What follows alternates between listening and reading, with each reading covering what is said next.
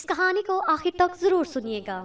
میرا نام عالیہ ہے اور پیار سے سب مجھے عالی کہتے ہیں۔ میں اپنے شوہر کے ساتھ ملتان میں رہتی ہوں۔ میرے شوہر آصف بہت ہی محبت کرنے والے ہیں۔ شادی ہوئی تو مجھے لگتا تھا کہ یہ پیار محبت بس شروع میں ہے، شادی کے کچھ عرصے بعد باقی شوہروں کی طرح ان کا مزاج بدل جائے گا اور یہ ایسے محبت نہیں کریں گے جیسے اب کرتے ہیں۔ میرے سارے اندازے غلط ثابت ہوئے تھے، شادی کے بعد بھی ویسے ہی رہے تھے جیسے پہلے تھے، بلکہ وقت کے ساتھ ساتھ ان کی محبت میں بھی اضافہ ہوتا گیا۔ کبھی کبھی بس وہ مجھے کچھ مشکوک نظر آنے لگتے تھے، کبھی کبھار ایسی حرکتیں کرتے کہ میں حیران رہ جاتی۔ ان کو پیروں اور مزاروں پر بڑا یقین تھا اور اسی کے حساب سے کبھی لیمو اور کبھی کیا، مجھے نہیں معلوم کہ کیا کیا لاتے تھے اور کہیں دبا دیتے۔ ایک دو بار میں نے پوچھنے کی بہت کوشش کی تو غصے سے ڈانٹ دیا۔ اس کے بعد میں نے ان سے پوچھنا ہی چھوڑ دیا اور اپنے کاموں میں ہی لگی رہتی، لیکن یہ سوچ کر کہ وہ بہت اچھے اور محبت کرنے والے شوہر ثابت ہوئے ہیں تو ان کی ہر بات میرے لیے حرف آخر ہوتی تھی۔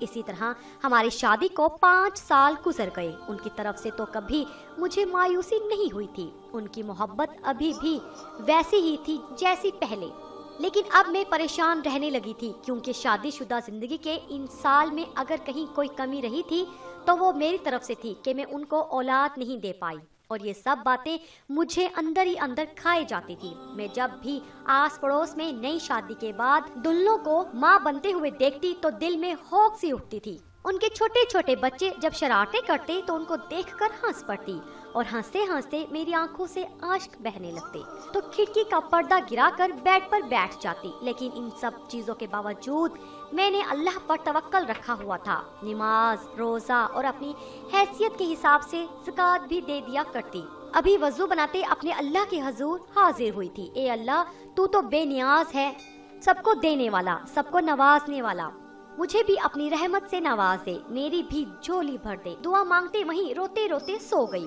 آصف کب گھر آئے مجھے معلوم ہی نہ ہو سکا۔ مغرب کے وقت میری آنکھ کھلی تھی، میرے شوہر مجھے دیکھ کر مسکرائے اور بتایا کہ آج وہ شاہ صاحب کے مزار پر جا رہے ہیں تو نماز کے بعد ان کے کپڑے نکال کے رکھ دو۔ وہ جب بھی مزار پر جاتے تو اگلے دن ہی واپسی ہوتی تھی۔ ان کو کپڑے دینے کے بعد میں باورچی خانے میں آ گئی، کھانا گرم کرتے ان کو کھلا کر روانہ کر دیا اور سوچو کے بھور میں ایک بار پھر سے قید ہوتے نیند آئی تو سو گئی۔ اگلے دن اٹھ کر معمول کے حساب سے کام کرنے کے بعد آصف کا انتظار کرنے لگی کہ وہ آئیں تو پتہ چل سکے کہ کل اتنی جلدی میں جانے کی کیا وجہ رہی ہے۔ مجھے زیادہ انتظار نہیں کرنا پڑا تھا۔ جب دروازے کی گھنٹی بجی مجھے معلوم ہو گیا تھا کہ آصف آ گئے ہیں تو خوشی خوشی دروازہ کھولا، لیکن وہ اندر آتے ہی مجھے اپنے ساتھ لیتے کمرے میں آ گئے تھے اور اس بات کو رازداری میں رکھنا۔ انہوں نے مجھ سے کہا شاہ صاحب کے مزار سے سرخ کپڑا لایا ہوں اور بولے اس کو سونگھ کر اپنے تکیے کے نیچے رکھ دیا کرو، ایسا کرنے سے تمہیں جلد ایک خوشخبری ملے گی۔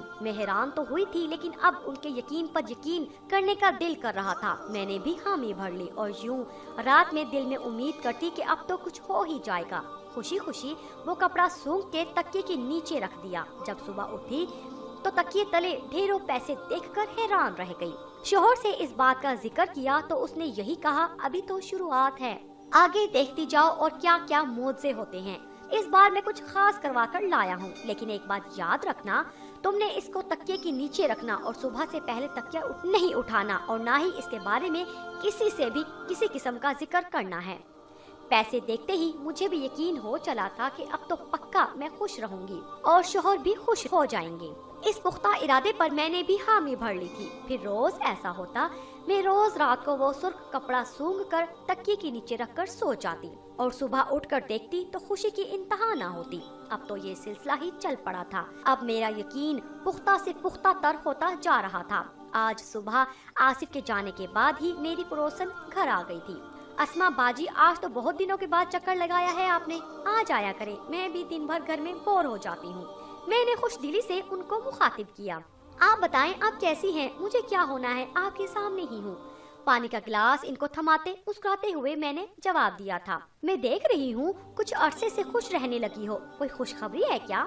مجھے لگا تم نے تو پرایا کر دیا، بتایا نہیں، میں ہی پوچھ لوں، اور اگر ہے تو مبارکباد بھی دے دوں۔ نہیں باجی کوئی بات نہیں ہے، آپ کو غلط فہمی ہوئی ہے، ऐसे कैसे गलतफहमी हुई है? अगर खुशखबरी नहीं है तो तुम्हारा चेहरा आजकल इतना खिला खिला कैसे है? और रहती भी इतनी तैयार होकर हो, कहीं अलादीन का चिराग तो नहीं हाथ लग गया? क्योंकि तुम्हारे शोहर तो कपड़े की दुकान पर बैठते हैं। अरे नहीं बाजी, मैं असल में उनसे थोड़ा खफा थी तो मुझे मनाने के लिए उन्होंने ये किया है। पर आप तो जानती हैं ना, सिर्फ शोहरों को लगता है कि बीवियां सबसे मान जाती है और हकीकत भी काफी हद तक यही होती है। बस इसीलिए उनकी बातें सुनकर तो मेरे पसीने ही छूट चुके थे। बड़ी पक्की नजर थी उनकी। मैंने ना महसूस अंदाज में पसीना पूछते हुए नजरें चुराकर उनका जवाब दिया था। अपनी तरफ से तो पूरी कोशिश की थी कि उनको शक ना हो और यकीन कर लें मेरी बात का, लेकिन इनको देखकर यही लग रहा था कि वो मुतमईन नहीं हुई, इसलिए अजीब नजरों से मुझे देख रही थी। मैंने उनके सामने हट जाने में ही आफियत जानी कि कहीं बौखला कर सच ना निकल जाए। बाजी, मैं आपके लिए चाय लेकर आती हूँ, आप तब तक टीवी देखिए। बावर्ची खाने में आते ही अल्लाह का शुक्र अदा किया था और चाय बनाते सोच रही थी कि जल्द अज जल्द इनको रुखसत करूँ, वरना वो बातों बातों में कुछ उगलवा ही लेंगी। और मैंने शोहर से वादा किया था इस बात की किसी को कानो कान खबर नहीं होने दूंगी। चाय देते कुछ देर और उन्होंने मुझे कुरेदा था, लेकिन मैंने बड़ी मुश्किल से बात को संभाला था। उनको रुखसत करके सुख का सांस लिया। ये सिलसिला फिर से वहीं से जुड़ गया था। अब मैं भी वही कर रही थी। इस दौरान वो और मेरी पड़ोस मेरे घर आ चुकी थी मुझसे वजह पूछने, लेकिन एक बार की टाल मटोल और झूठ से मुझ में भी इतनी हिम्मत आ गई थी और अब मैं बड़े आराम से उनको मुतमईन कर चुकी थी। अब फिर से मैं खुश रहने लगी थी। अब तो सबने पूछना भी छोड़ दिया था। ये सब करते हुए मुझे 2 महीने गुजर चुके थे। मेरे शोहर भी मुझसे खुश रहते और कहते रहते, तुम मेरी फरमाबरदार बीवी हो जिसने मेरी बात मान ली थी और अब भी मान रही हो। और देखो, मुझे इन सब की वजह से तुम्हें वाज़ेह तब्दीलियां महसूस हो रही हैं। मैं भी खुश होती मुस्कुराकर उनकी तरफ देखती थी। फिर वो हुआ जो शायद नहीं होना चाहिए था, लेकिन होने को कौन टाल सकता था।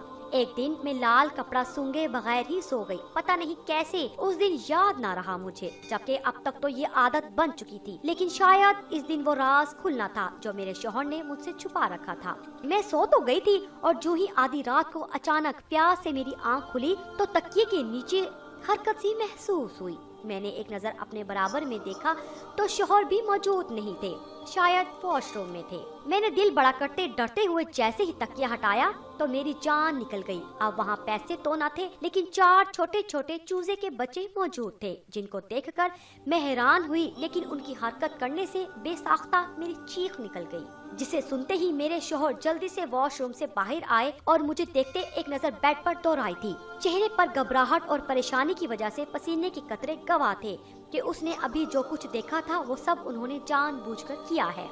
लेकिन अब मैं खामोश नहीं रह सकती थी। ये सब क्या है आसिफ? आप इतने अरसे से मुझे बेवकूफ बना रहे थे और मैं बेवकूफ बनती भी जा रही थी। क्यों किया आपने ऐसा? तुम आराम से बैठो, मैं सब कुछ बताता हूँ। आसिफ, ये आप ही है ना? आपने कहा आप शाह साहब के मिजार से मेरे लिए ये लाल कपड़ा लाए हैं। मैंने मान लिया, आंखें बंद करके यकीन कर लिया। क्यों किया यकीन? उसका सबूत हर रोज मुझे तकिए के नीचे पैसों की सूरत में मिलता था और आपने मुझे इतना बड़ा धोखा दिया। इसका मतलब जिस उम्मीद से मैं ये सब कर रही थी, अब वो ऐसा कुछ भी नहीं होने वाला है। आपने झूठ बोला था। आप ऐसा कैसे कर सकते हैं मेरे साथ? वो चिल्लाते हुए और रोते हुए आसिफ से सवाल कर रही थी और खुद उसके जवाब देती रो भी रही थी जब आसिफ ने उसे एकदम से गले लगाया था और उसकी पीठ थपथपाते हुए उसे नॉर्मल किया और उसे अपनी तरफ मतवज्जा किया, जिसकी आंखें रोने की वजह से लाल हो चुकी थी। अब बस कुछ वक्त खामोश रहकर मेरी पूरी बात सुन लो, इसके बाद जो सजा देनी हो दे देना। मैं कसम खाकर कहता हूँ, मैंने ये सब जो भी किया है तुम्हारे लिए ही किया है। तुम्हें क्या लगता है जब तुम परेशान रहती थी या कोई तुम्हें बांझ कहता तो मेरे सामने तुम नॉर्मल रहने की कोशिश करती, अकेले में जी भर कर रो लेती? क्या मैं तुम्हारी सूजी हुई आंखें नहीं देख सकता था? सब कुछ देखता था और यकीन जानो मेरा भी तुमसे मुख्तलिफ हाल नहीं था। तुम्हें देखकर मुझे भी तकलीफ होती थी। बेशक मुझे औलाद की ख्वाहिश थी, लेकिन मुझे सबसे ज्यादा मोहब्बत तुमसे थी। मैं तुम्हें परेशान नहीं देख सकता था, इसलिए मैं भी परेशान रहता। और तभी मेरे साथ दुकान पर मौजूद काशिफ ने मेरी परेशानी भांप ली थी और वो मुझसे रोज पूछता, मैं टाल देता। लेकिन एक दिन जब बर्दाश्त ना हुआ तो उसे सब कुछ बता दिया। जब उसने सारी बात सुनी तो मुझे एक मशवरा दिया। लेकिन साथ ही कहा कि एक बार जाकर मैं डॉक्टर से भी बात कर लूं, उनसे भी मशवरा ले लूं। मुझे उसकी बात मानने में दम लगा और मैंने अगले ही दिन डॉक्टर से राब्ता किया था और उनके पास चला गया। अब मुझे अगर इन सब मसलों से छुटकारा चाहिए था तो ये सब तो करना ही था, लेकिन मैंने इस दिन तुम्हें ये सब नहीं बताया था। मैं तुम्हें दोबारा इसी अजियत में नहीं देखना चाहता था। मुझे पता था कि जब तुम वापस आओगी तो डॉक्टर की सारी बातों को मनफी सोच से देखोगी और एक बार फिर खुद से और मुझसे नजरें चुराने लगोगी, इसलिए मैं अकेले ही उनके पास चला गया। मैं उस दिन जब डॉक्टर के पास गया तो उनको तुम्हारा मसला सीधा सीधा बयान कर दिया। मेरी सारी बातें सुनकर उन्होंने जो कहा था वो मैं खामोशी से सुनता रहा था।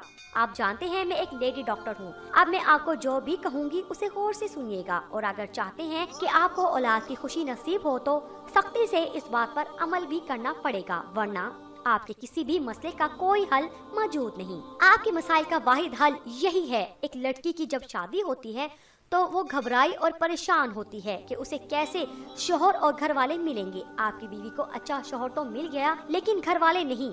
आप अकेले रहते हैं, आपके आगे पीछे कोई भी नहीं है। आप काम पर चले जाते हैं, पीछे आपकी बीवी दिन भर या तो काम करती है या फिर अगर मोहल्ले से कोई खातून आ गई तो उनकी खातिरदारी करने के साथ साथ उनके तंज और औलाद ना होने की वजह वो खुद है या उसमें ही खराबी है। अब ये सब मुझे कैसे पता? ये हमारा मुआशरा है, यहाँ औरत ही औरत की दुश्मन है। मेरे साथ भी ये सब हो चुका है, लेकिन चूंकि मैं खुद डॉक्टर हूँ तो ये सब कंट्रोल में आ गया था और अब माशाल्लाह से मैं साहिब औलाद हूँ। अगर आप चाहते हैं कि आपकी बीवी पहले की तरह खुश रहे और परेशान ना हो तो आपको कुछ ऐसा करना होगा जिससे उनका ध्यान इन सब से हट जाए और वो खुश रहने की कोशिश करे। अगर ऐसे ही वो परेशानी में रही और उनका बीपी हाई रहा तो हमल तो दूर की बात है, आप अपनी बीवी को भी खो देंगे। बेशक वो नमाज रोजे की पाबंदी करती है, लेकिन ये सब बातें भी उनके जहन में डाली जाती हैं, जिसकी वजह से ना चाहते हुए भी वो ये सब कुछ सोचने पर मजबूर है। अब आपको उन्हें वक्त देना होगा। जितना वो खुश रहेंगी उतनी जल्दी वो इस बीमारी से बाहर आएंगी और आपकी जिंदगी एक बार फिर से पहले की तरह हो जाएगी। इनका जवाब देते मैं खामोशी से वापस आ गया था और पूरे रास्ते मैं यही सोच रहा था कि ऐसा क्या किया जाए जिससे तुम खुश भी रहो और पहले की तरह हो जाओ। मैं तुमसे मोहब्बत करता हूँ तो कैसे तुम्हें खुद के सामने यूं इस मर्द से मरते देख सकता था। और ये सब कहीं ना कहीं मेरी ही गलती थी कि मैं काम में मसरूफियत की बिना पर देख नहीं पाया और ये सब आगे चलकर खतरनाक शक्ल इख्तियार कर गया। अब मुझे ही सब कुछ करना था। मैंने अपनी मोटरसाइकिल एक जगह पर रोकी थी और खुद चाय की दुकान पर बैठ गया जब मेरे कानों में वो आवाज पड़ी थी जो मेरे पीछे मौजूद बेंच पर मौजूद 2 आदमियों की थी। और तुम्हें पता है यहाँ पास में जो दरबार है ना, वहाँ खुशबू वाले बाबा बैठते हैं। उनके पास हर मसले का हल है। तुम भी उनके पास जाओ, वो तुम्हें खुशबू लगा देंगे, तुम्हारे सारे मसले और परेशानियाँ हल हो जाएंगी। और मैं उनकी बातें बेजारी से सुन रहा था। जो थोड़ा तजस्सुस था वो भी खत्म हो गया। भला खुशबू लगाने से भी कोई मसला हल हुआ है कभी? इन सब बातों को जहन से झटकते मैंने चाय की प्याली उठाई और फिर से मुझे पीछे से उनकी आवाजें आने लगी। ये तो करामती बाबा हैं, उन्होंने ये किया वो किया। जब अचानक ही मेरे जहन में ख्याल आया था और ये ख्याल कोई बुरा भी नहीं था, ना तो इसमें कोई नुकसान था, और वो ख्याल ही था कि मैंने एक लाल कपड़ा लिया और खुशबू खरीद कर उस पर लगाई। वो काफी तेज खुशबू थी जो कि इतनी जल्दी जाने वाली नहीं थी। घर आकर अगले दिन मिज़ार पर जाने का कह दिया। पहले तो ऐसा कोई इरादा नहीं था, लेकिन जब उस दिन तुम्हें यूं जाए नमाज पर रोता देखा तो उसी वक्त इरादा बांध लिया। मेरी खुशकिस्मती थी कि मुझे काशी की भी कॉल आ गई थी कि हमें बड़ा ऑर्डर मिला है और वो मैं जाकर रिसीव करूं। मेरी खुशी का ठिकाना नहीं था। जब वहां जाकर इतना बड़ा ऑर्डर मिला तो मुझे ये सब तुम्हारी ही खुशनसीबी लगी थी। इसलिए अगले दिन जब वापस आया तो तुम्हें वो सब बात कही थी और इन सब बातों का असर होता हुआ भी मुझे साफ नजर आया था। तुम खुश रहने लगी थी। बस जब कोई सवाल पूछता तुम्हारी खुशी का राज क्या है, तब तुम अपनी जगह चोर सी हो जाती थी। लेकिन इसका फायदा तो हम दोनों को ही बहुत हुआ है। अब कल मैं तुम्हें एक बार डॉक्टर के पास ले जाऊंगा कि पता चल सके कि प्रोग्रेस क्या है। अब प्लीज मुझे माफ कर दो, ये सब वाकई करना गलत था, लेकिन मेरे पास कोई और चारा भी नहीं था। पैसे मैं खुद रखता था ताकि तुम बहल जाओ और वो पैसे भी अपनी कमाई ही थी और ये चूजे तो मैं नौमान के लिए लाया था, कब से छुपा कर रखे थे और ये पता नहीं कैसे यहाँ आ गए। मैंने अभी ये पकड़े ही थे जब तुम में हलचल महसूस हुई तो जल्दबाजी में तुम्हारे तकिए के नीचे ही रखकर खुद जल्दी से वॉशरूम चला गया और बस यहीं पर पकड़ भी हो गई। पहले पहल तो मुझे लगा कि आप भी बाकियों की तरह जादू टूने के चक्कर में पड़ गए हैं, लेकिन सोच को गलत साबित कर दिया। आलिया ने नीम आंखों से मुस्कुराकर अपने इतने मोहब्बत करने वाले शौहर की तरफ देखा, जिसने ये सब सिर्फ और सिर्फ अपनी शरीके हयात को खुश रखने के लिए किया था और वो कामयाब भी हो गया था। अगले दिन जब डॉक्टर को दिखाया तो वो भी हैरान थी और खुश भी, और जो खुशखबरी उनको 5 साल में नहीं मिली थी वो अब उसके शौहर की जहानत की वजह से मिल गई थी। उनकी जिंदगी मुकम्मल हो गई थी। जरूरी नहीं है कि हम हर बार पीरों फकीरों के ऊपर यकीन रखें या जादू टोने के चक्कर में पड़ जाएं। इसकी वजह से कभी कभी बहुत भारी नुकसान भी उठाना पड़ जाता है। दिमाग का सही वक्त पर इस्तेमाल भी कभी कभी वो काम करवा जाता है जो आम तौर पर हम लाख कोशिशों से भी नहीं कर पाते। बात सिर्फ जहानत की है जिसका आसिफ ने बर वक्त इस्तेमाल किया और वाकई ये तारीफ के काबिल था।